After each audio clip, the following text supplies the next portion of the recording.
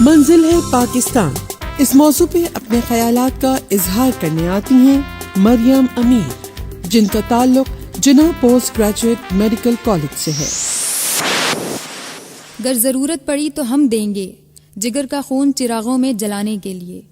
جناب والا منزل ہے پاکستان، یہ نعرہ مسلم لیگ کے پرچم تلے بر صغیر کے مسلمانوں کا تھا۔ یہ وہ وقت تھا جب سب متحد تھے، وہ یہ جانتے تھے کہ ان کی منزل صرف اور صرف پاکستان ہے، پھر چاہے اس کے لیے انہیں اپنی جان و مال، عزت اور اولاد کی قربانی ہی کیوں نہ دینی پڑے۔ لیکن آج انہی مسلمانوں کی منزل بدل گئی ہے۔ وہ ایک آزاد شہری کی حیثیت سے شاید اپنے ملک کی ترقی کے لیے کام کرنا تو پسند نہیں کرتے، مگر ہاں وہ بیرون ملک جا کر انگریزوں کی غلامی کرنا ضرور پسند کرتے ہیں۔ 14 اگست کی کہانی تو پاکستان کے ہر فرد کی کہانی ہے۔ یہ وہ دن تھا جب ہماری قوم نے غلامی میں جکڑی ہوئی زندگی سے نکل کر آزادی میں سانس لیا تھا، مگر آج کا انسان یہ بھول گیا ہے کہ ہزاروں نہیں بلکہ لاکھوں نہتے افراد نے اپنے برسوں کی کمائی چھوڑ کر خالی ہاتھ اس پاک سرزمین کی طرف دیوانہ وار چلے آئے، اور یہی وجہ ہے کہ شاید آج ان کی منزل ہی بدل گئی۔ موج بڑھے یا آندھی آئے، دیا جلائے رکھنا ہے، گھر کی خاطر 100 دکھ جھیلیں، گھر تو آخر اپنا ہے۔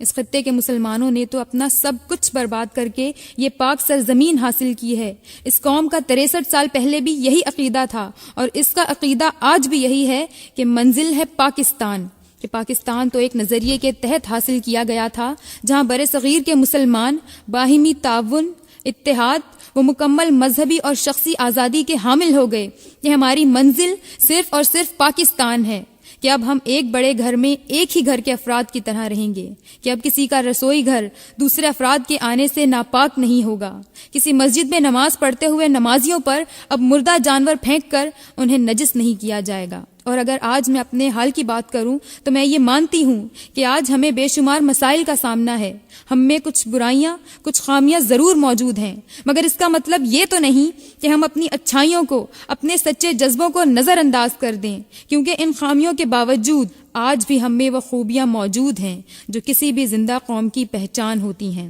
مگر جو لوگ محض تصویر کا منفی رخ دکھا کر یہ ثابت کرنا چاہتے ہیں کہ پاکستان اب ہماری منزل نہیں، یہ لوگ محض محنت سے منہ چرانے والے لوگ ہیں۔ پاکستان ہمیں پلیٹ میں رکھ کر پیش نہیں کیا گیا، اس کو ایک آزاد مملکت بنانے میں لاکھوں افراد نے قربانیاں دی ہیں، اور ہم آج بھی اسی مقصد اور اسی نظریے کو لے کر زندہ ہیں کہ ہماری منزل صرف اور صرف پاکستان ہے، ہمیں ہی اسے مشکلات اور مصائب سے نکالنا ہوگا۔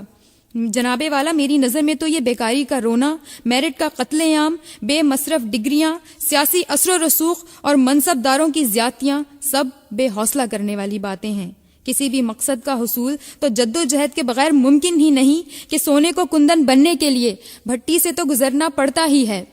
میرا عزم اتنا بلند ہے کہ پرائے شعلوں کا ڈر نہیں، مجھے خوف آتش گل سے ہے، کہیں یہ چمن کو جلا نہ دے۔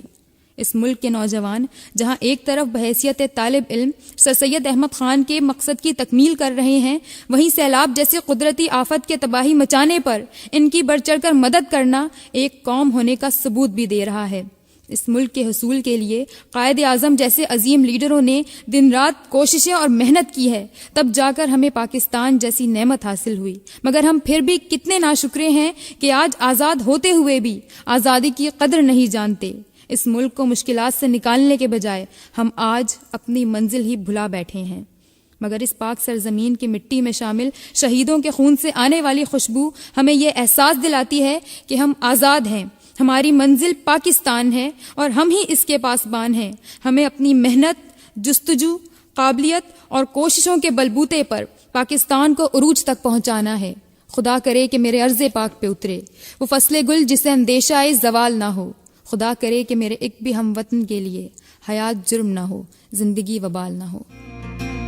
اپنے پسندیدہ ڈیبیٹر کو ووٹ کرنا چاہیں تو اپنے موبائل کے رائٹ آپشن میں جا کر ڈیبیٹ یعنی DEBATE لکھ کر اسپیس دیجیے، ڈیبیٹر کا نام لکھیے اور 1313 پر سینڈ کر دیجیے۔